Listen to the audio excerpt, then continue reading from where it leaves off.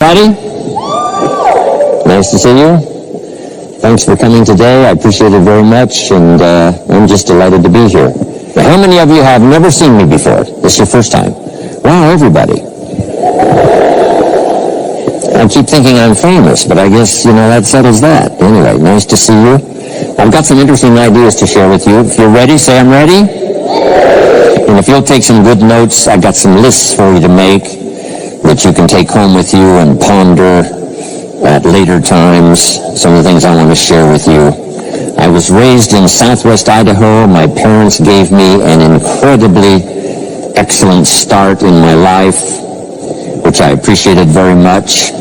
But I quit school at age 19, unfortunately. My reasoning was, I'm smart enough to get a job. How much smarter do you need to be? And with that shallow thinking, I quit school, age 19, and got a job, went to work. A little while later, got married, started a little family, and I'm struggling and, trying to do my best. But it seems like each year I'm falling just a little bit further behind. Finally, age 25. The climax of my sort of weariness with where I was, not doing as well as I thought I should, I hear a knock on my door, and I happen to be home alone. When I opened the door, there was a little Girl Scout about this tall selling Girl Scout cookies. And she gave me the finest sales presentation I've ever heard. Girl Scouts around the world, no better organization. And we've got these cookies, only $2, several flavors. And with a big smile, she very politely asked me to buy.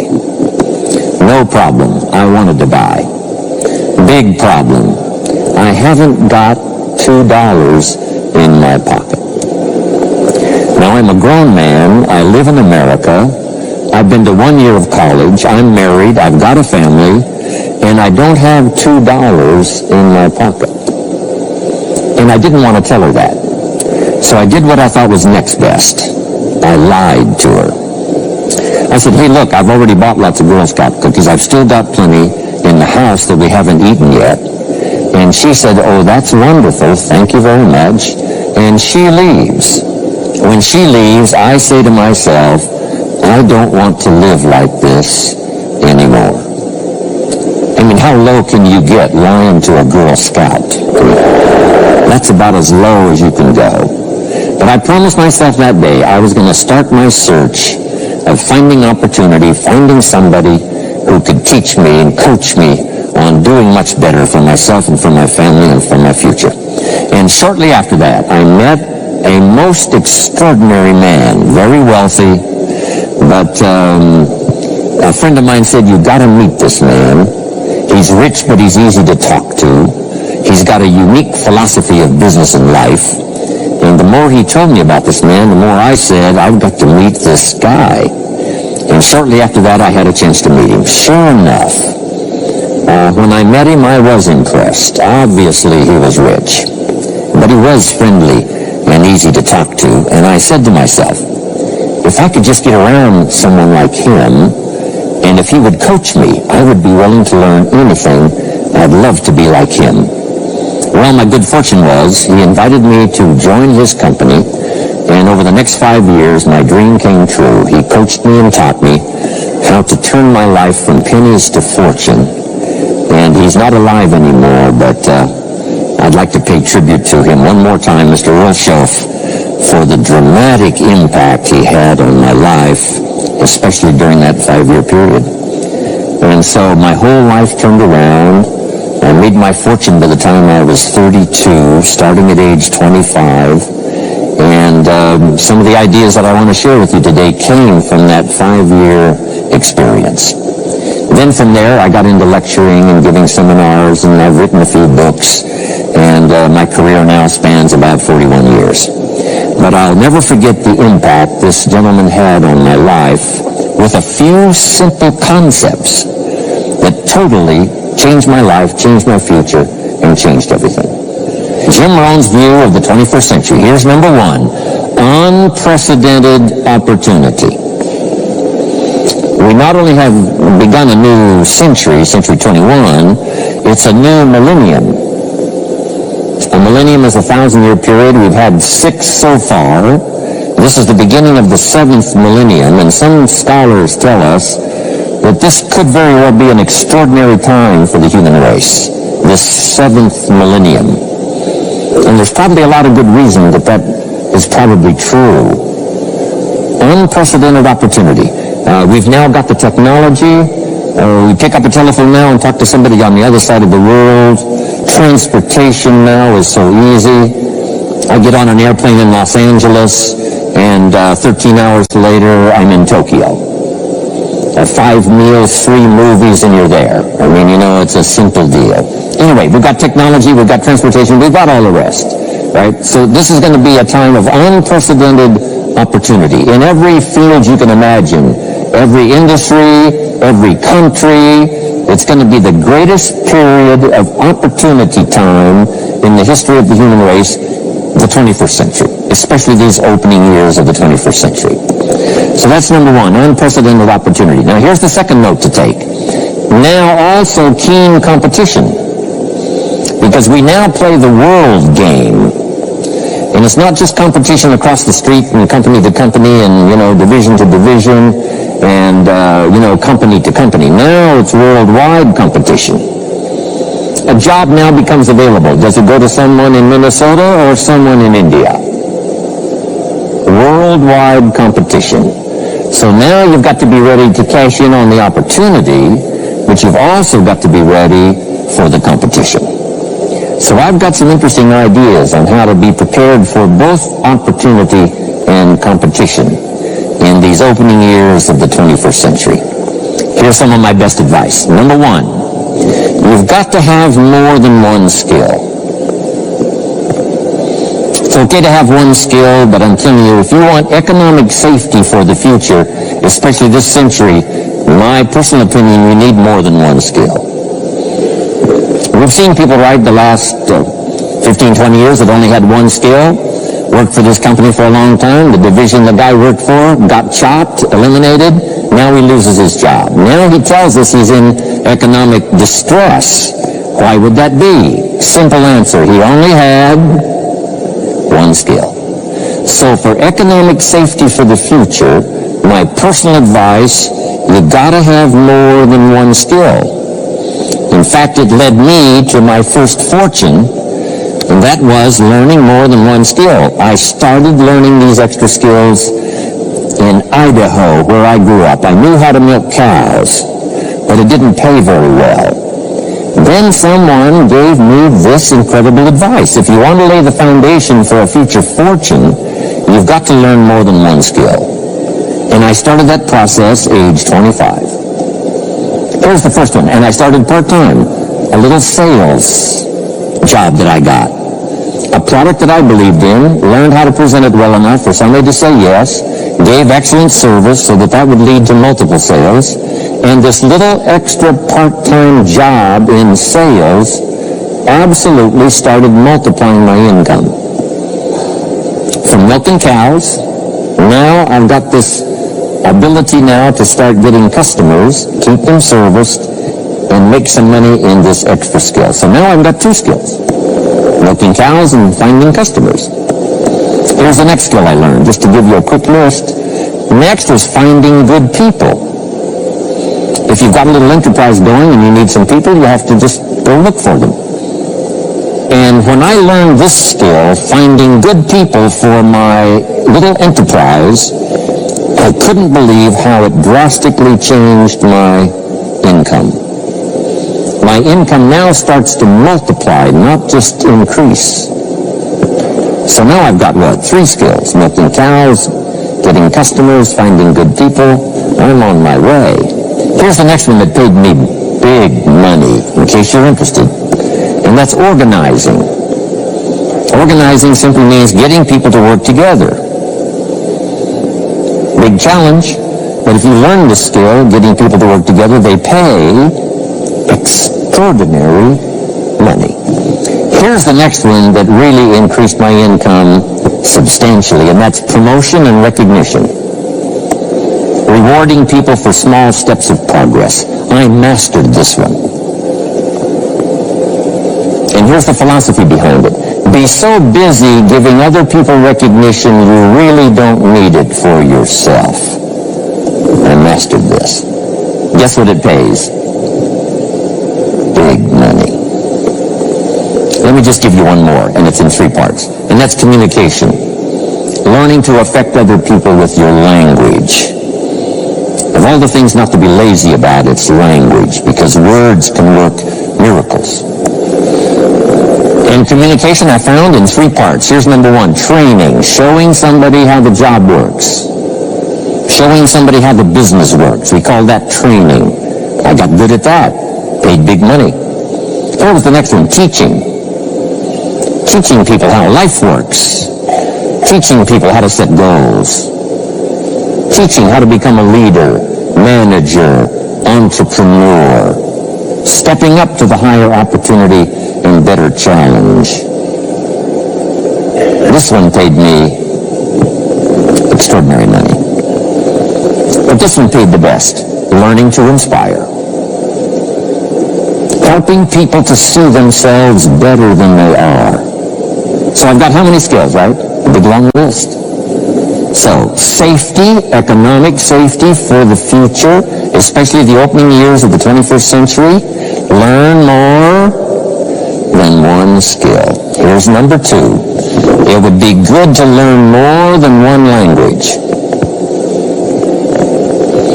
Some of my business colleagues who speak 3 or 4 languages earn $3-4 million a year. One of my friends, Leon Weisbein from Russia, I remember when he was making $3 million a year, he spoke 3 languages. Here's what he said: I think I'll learn another language, make another $1 million.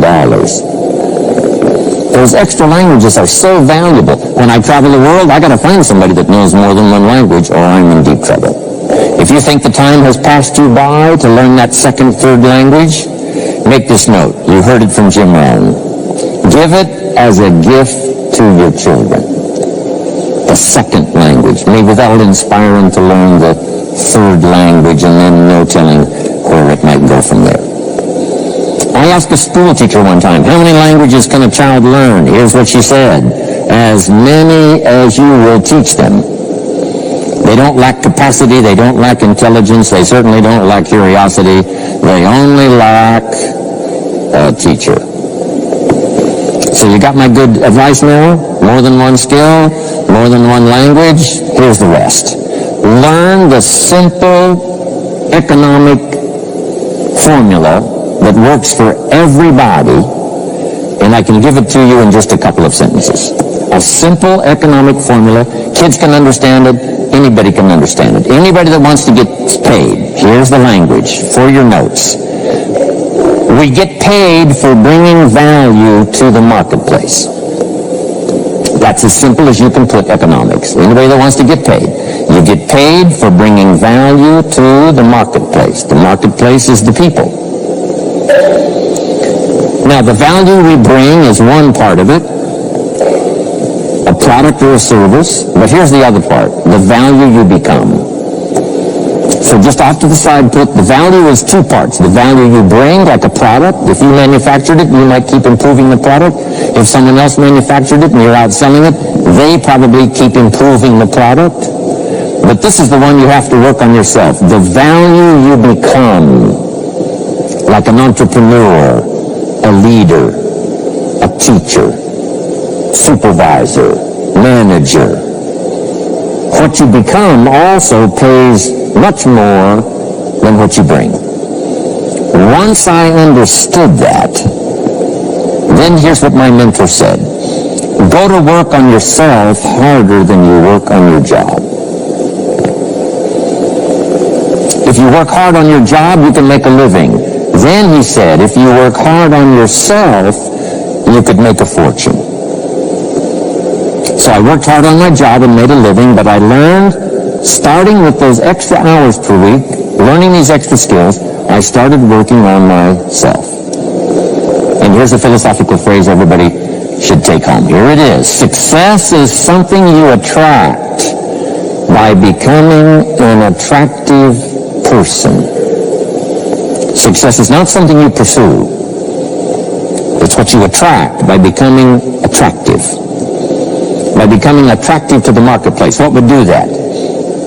Multiple skills, multiple languages, and then some of the things I'm going to talk about the rest of the seminar. So, now what else would help you to be attractive to the marketplace besides more than one skill and more than one languages? I've divided it into five simple, basic fundamentals of ideas to ponder and think about that will increase your value to the marketplace. Could perhaps, like it did for me, multiply your income by 2, and then multiply it by 3, and then multiply your income by 4, and then by 5, and once you get there, it's not that difficult to multiply it by 10, because all you have to do is make sure you become more valuable and more valuable and more valuable. You don't have to work on the economy, because here's the first note. Each person's income is determined primarily by their philosophy, not by the economy. Once I understood that, then I said, well, I don't have to go to work on the economy. And the answer was no. You only have to go to work on yourself to make yourself more valuable. So now here's 5 things I want to share with you. And the first one is your personal philosophy. What could get you more prepared and ready for cashing in on the opportunity of the 21st century? And here's the first one, personal philosophy. Your personal philosophy is like a guidance system that helps you make decisions what to do, what not to do. From the information you get and what you learn and what you know, we decide. Maybe your philosophy would have been 5 years ago never to attend seminars like this. You just didn't go. Now 5 years later, here you are. Something happened along the way to change your mindset, saying, hey, for the money and the time, if I just get one good idea and walk away, it certainly is worth the money and the time. So now that little amendment in your philosophy, you now say, I'm going to regularly go, because it doesn't take but a few ideas to make a great difference in your income, personal life, social life, and all the rest. So now you know that's valuable. A change of mind, a change of idea. So that's what personal philosophy is all about. The more we learn, the more we know, the better we're able to make better decisions about 2 major things. Your philosophical guidance system does 2 things. For your notes, number 1, helps you to see the dangers on one side, so you can avoid those. But here's what else your guidance system does. Personal philosophy helps you to see the opportunities on the other side, so that you can expand those, maximize those. And here's what that's called. The game of life is to minimize the dangers and maximize the opportunities. And the more we know and the more we learn, the more experience we gather in sessions like this, from the sermon on Sunday morning to the books we read and all the rest, helps us to keep continually adjusting our philosophical guidance system so that we minimize more dangers, maximize more opportunities. That's really the game of life. I couldn't put it much more simply. So number 1, we're affected by what we know. Now, how do we know more things and learn more things that'll help us readjust our thinking so we can avoid the dangers, maximize the opportunities? Here's number 1, learn from personal experience. One way to learn to do something right is what? First do it wrong, right? Mess up, and then you say, wow, that was costly. I'm never going to do that again. So one way to learn to do it right, first do it wrong. Sometimes a negative experience turns out finally to be positive. They say if you survive your first heart attack, you may now live to be a very old person. Why is that? Well, that first heart attack, if you survived it, is called a wake-up call. And maybe the doctor said, one more of these, and you're history. And you said, wow. And you make it for the health food store. And you start reading every book you can find on good nutrition, how to avoid another one of these heart attacks, and you start jogging and start walking and doing all of the stuff, and this total change of lifestyle could now save your life and cause you to live to be a very old person. Here's what my mentor said, that's some of the best advice I ever got. He said, Mr. Rohn, if you will change, everything will change for you. If you'll start making personal changes, your income will change, your health will change, your future will change, everything will change, if you're willing to start making the changes. So sometimes a negative experience now causes us to really make a sudden shift in our philosophical guidance system that says, hey, I'm never going to let this happen to me again. Fantastic. Now here's the next way to learn, and that is to learn from other people's experiences, whether they are negative or positive. It's too bad failures don't give seminars like this. Wouldn't that be good information? Now, we don't want to pay them, so they don't lecture, but their information would be valuable. If you know a guy that's messed up his life for 40 years, you have to say, John, would you spend a day with me? And I will bring my notebook and take good notes. A good-looking guy like you, beautiful family, every reason to do well, threw it all away. Teach me how for the last 40 years you messed it all up. And he tells you, and you take good notes. Learning from the negative side of someone's experience. If somebody tells me these eggs are rotten, I'm not going to make an omelet and try it. Right? I'm just going to take their advice and their know-how. So, learn number one from your own experiences, learn number two from other people's experiences. And my mentor taught me to always keep a journal. Here's what he said, don't trust your memory. If you want to live a dynamic life, multiplying your income, multiplying your future, be a good student. If a good idea comes your way, write it down, then ponder it, then perhaps go do it. Okay.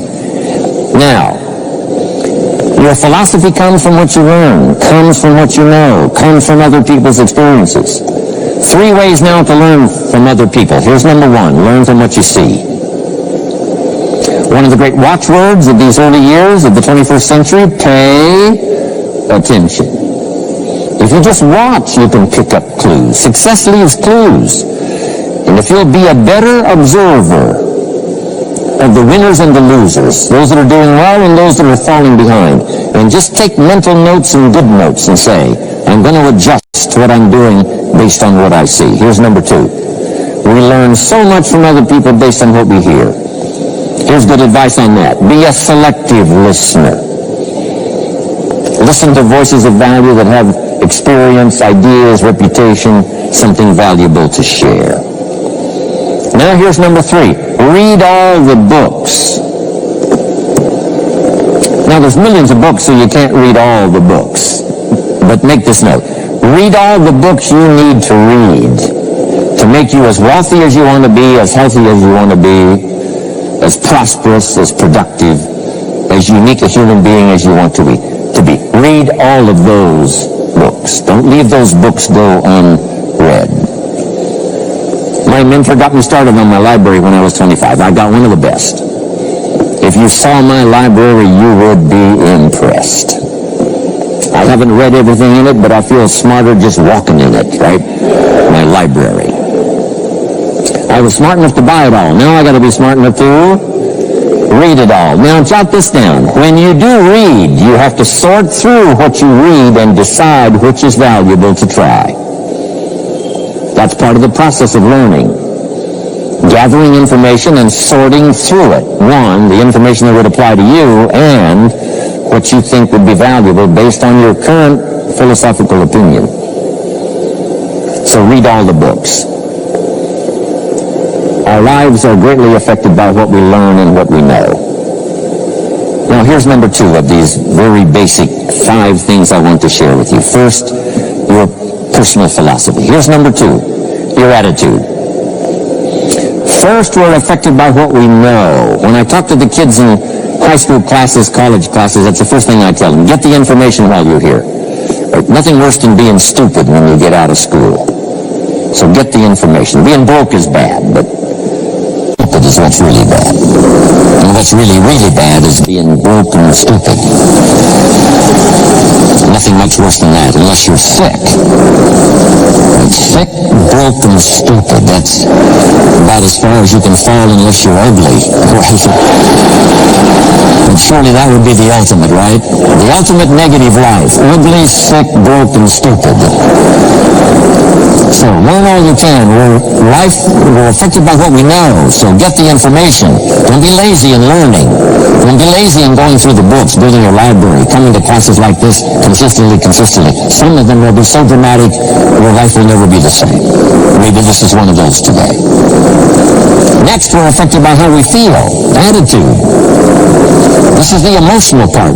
We need the intellectual part to set sail. So as the winds blow, we can still get where we want to go. Redefine, keep strengthening our psychological and philosophical guidance system. But now we're also affected by the emotions. That's the power. And jot these notes down as I hurry along now. 4 things to consider on attitude and how you feel. Here's number 1. It's how you feel about the past. It's important to make the past useful. Past experience, even past losses, past failures, as well as successes. To review it and go back over it, see where you went wrong, correct that, invest that now in the future. Don't live in the past, and don't carry the past around like a burden, but simply use your past as one of your mentors to help refine mistakes, make some changes that you can invest now in the future. Here's the second attitude. It's how you feel about the future. We look back for experience. But number 2, we look forward for inspiration. Now, where does the inspiration come from? Looking forward. Here it is, learning to set goals. Number 1, decide what you want. It takes more than 5 minutes. Take some time to decide what you want. Where do you want to go? What do you want to do the next 10 years, 20 years? What would you like to become? How many skills would you like to learn? What are the books you want to read? How about the people you want to meet? The cities you want to visit? Experiences you'd like to have over this next period of time? Start thinking about all of that. Here's the next key. Write it all down. Building a life is like building a house. You wouldn't start building the house until you had it finished. Wouldn't you look foolish starting to build the house if it wasn't finished first? What if you were laying bricks and somebody came by and said, "What are you building here?" And you said, "I have no idea." See, they would take you away to a safe place. So building a life is a lot more important than building a house.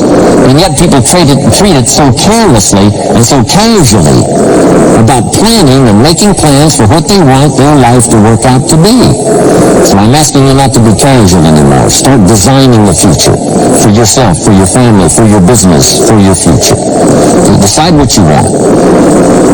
So from the past we get experience, from the future we get excitement, inspiration by setting goals. Now here's the next advice. Put everything on your list of goals. Little things, insignificant to someone else but important to you.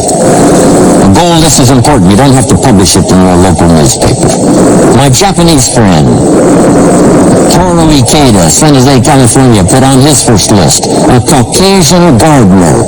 I said, go Toro. Back then everybody had a Japanese gardener. So now I'm Japanese, I want a Caucasian gardener. I like that. So set goals.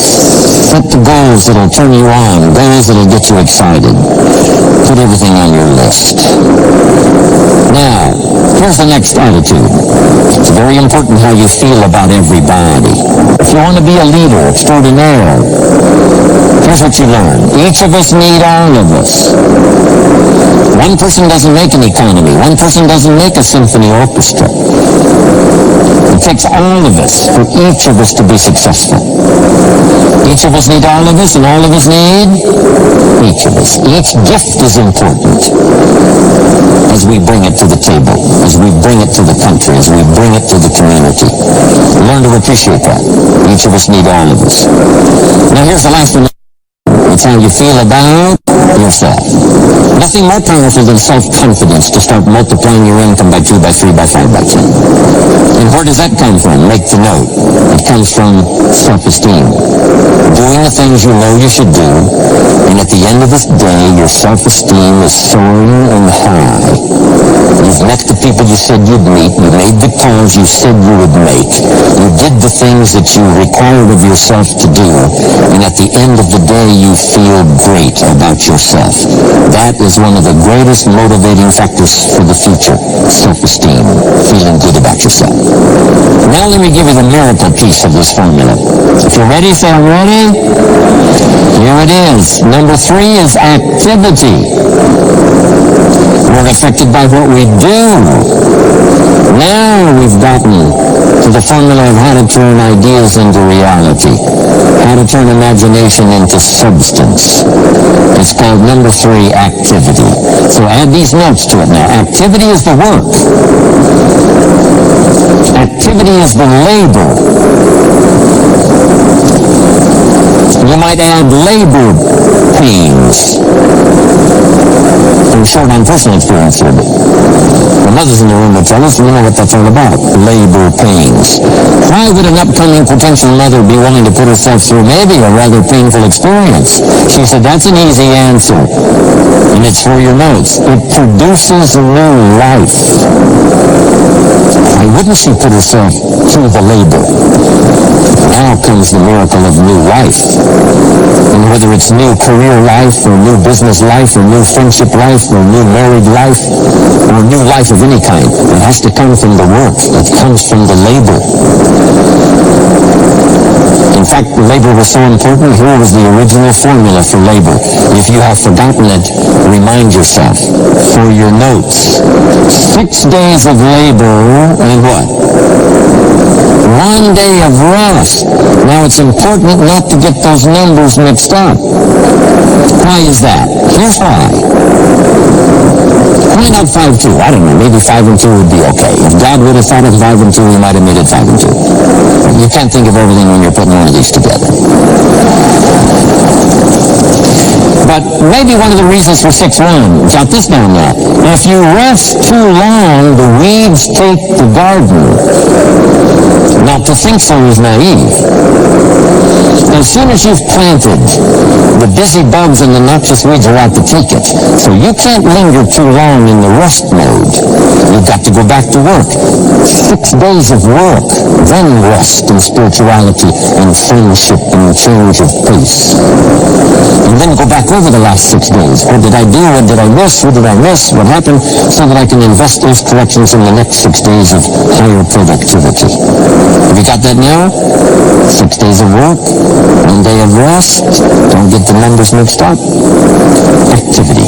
Now, activity finishes the miracle. Good question for your notes. How did this convention center get here? Let me give you the steps. Number 1, somebody saw it while the property was vacant. You say, well, how could you see a convention center if it isn't here? It's the only way it will be here. And somebody has to see it so clearly they can draw a picture of it, saying, this is the convention center. You say, no, it isn't there. They say, yes, this is the convention center. The artist's rendering shows you a picture of what isn't there. That's the beginning of imagination. So to turn nothing into something, here's what you do. Imagine the possibilities. That's why we recommend testimonials for someone to say, hey, I started with pennies and I made a fortune. And when they finish, sometimes they say something like this, if I can do it, well, you can do it. And we start imagining the possibilities. Here's number 2, have faith to believe that some of them are possible for you. And both imagination and faith are powerful forces, but we still don't have a hotel. We still don't have a house. Even though those were powerful forces, it is the beginning. Now, imagination and faith must be deposited in activity, or it is wasted. But the finishing touch of the miracle process is now, go to work. Go to work and build a better career.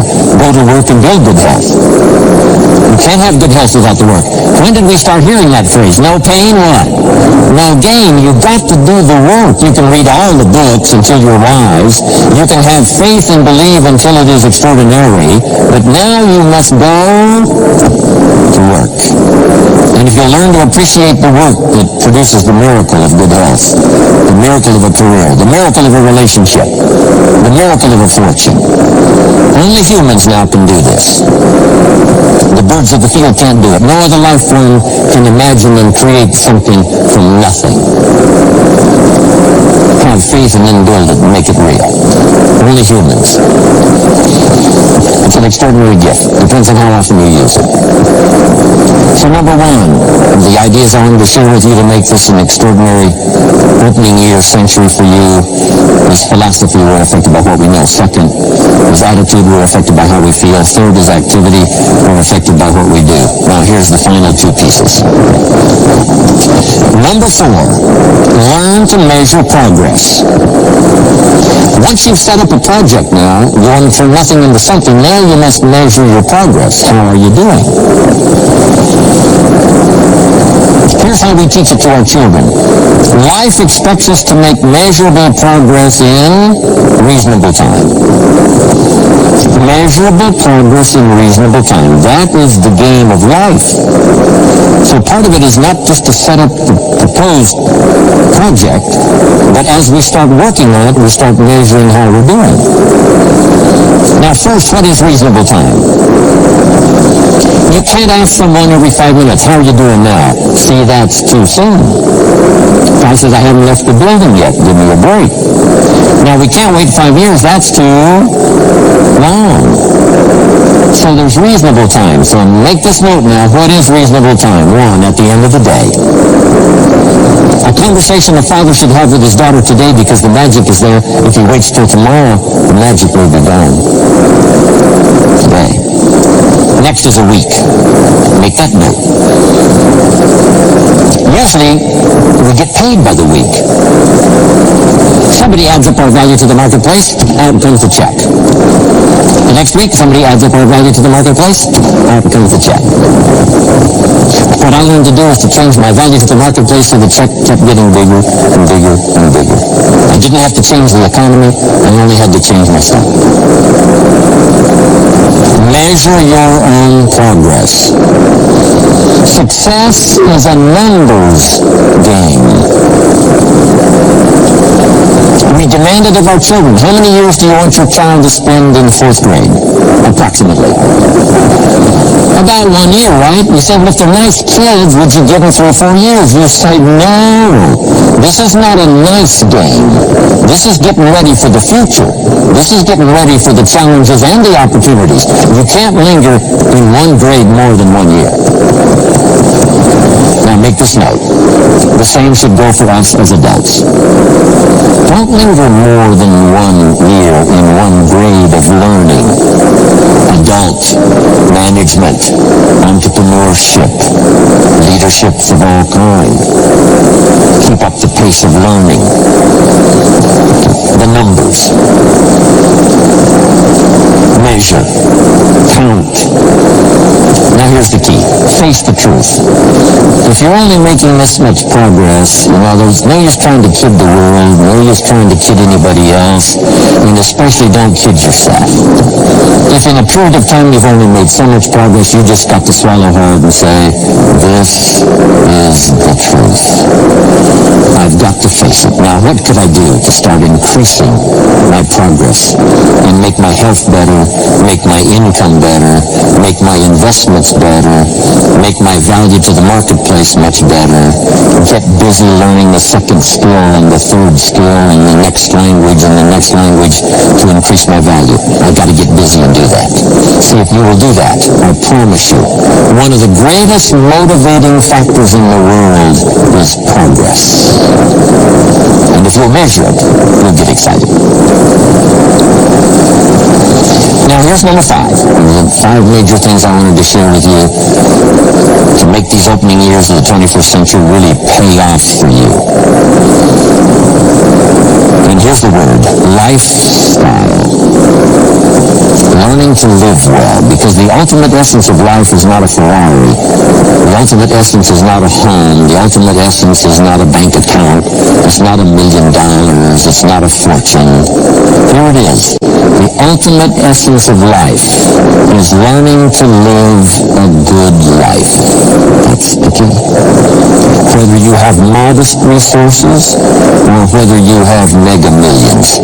Either way, the real key is learning to live a good life. And so in my closing 5 minutes, let me give you what I think is a good list. Now, this is the short list. In other presentations, I cover a longer list, but this is called Jim Rohn's short list for living the good life. Here it is. Number 1, productivity. You really won't be that happy if you don't produce. And here's the next bit of advice on that. Produce to the max if you possibly can. To produce a little is okay. To produce enough is okay. To produce some to get by is all right. But why not try productivity to the max? Andrew Carnegie, who built the steel industry back in the 30s, here's what Andrew said. I'm going to spend the first half of my life accumulating money. I'm going to spend the last half of my life giving it all away. He got so inspired by that goal that the first half of his life he accumulated $400 million, which back in the 30s was a lot of money. A mega fortune. Guess what he did the last half of his life? He gave it all away. I've got a good question for you as we close. Here's the question. What's got you turned on? What's got you up early? What's got you eager to face the day?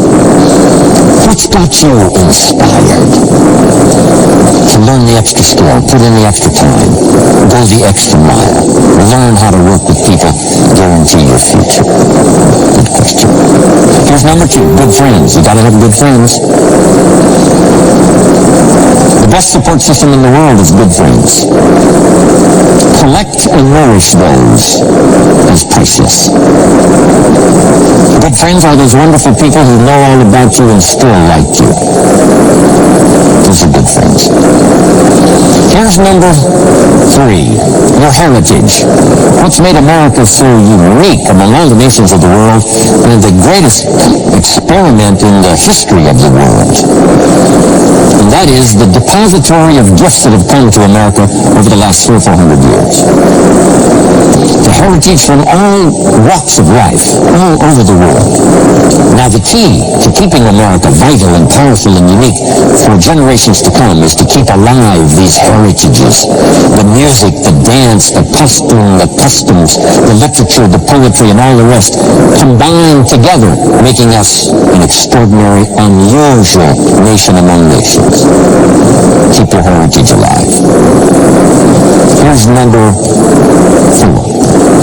Your spirituality. Whatever you believe in terms of spirituality, that's important. And I've got 3 words for you to consider. Here they are. Study, practice, and teach. Whatever you believe in terms of spirituality, study, practice, and teach. Don't leave your spirituality unstudied. Don't leave it unpracticed. And don't leave it untaught. It's one of the major components of a good life. And now to close, for your notes. Take special care of the inner circle. Family, close friends. Nourish them, they will nourish you. Inspire them, they will inspire you. and take care of the details, the little things that makes it special for family and friends. When my father was still alive after my mother died, my father lived about another 7-8 years. When I used to travel, I would try to call him while he was having breakfast with the farmers, southwest Idaho. Make a special day. If I'm in Israel, I got to get up in the middle of the night. But I call in the middle of the night, Papa, I'm in Israel. And they would bring him the phone in this little cafe called the Decoy Inn. And Papa would say, Israel, son, here are things in Israel. And he'd talk real loud so everybody could hear. So Papa, they gave me a reception last night on the rooftop overlooking the Mediterranean. It's overlooking the Mediterranean. Now he's got a story to tell for the rest of the day. My son called me this morning while I was having breakfast with the farmers. I know he had to get up in the middle of the night. Special days. One more scene. I thought about my father walking down the lane on the farm to the mailbox, opening it up. And this is for your notes. Make sure the mailbox is not empty. My father lived to be 93. What kind of an experience would that be for a day? Age 93, open the mailbox and it's empty. Even if it's just a postcard, make sure the mailbox is not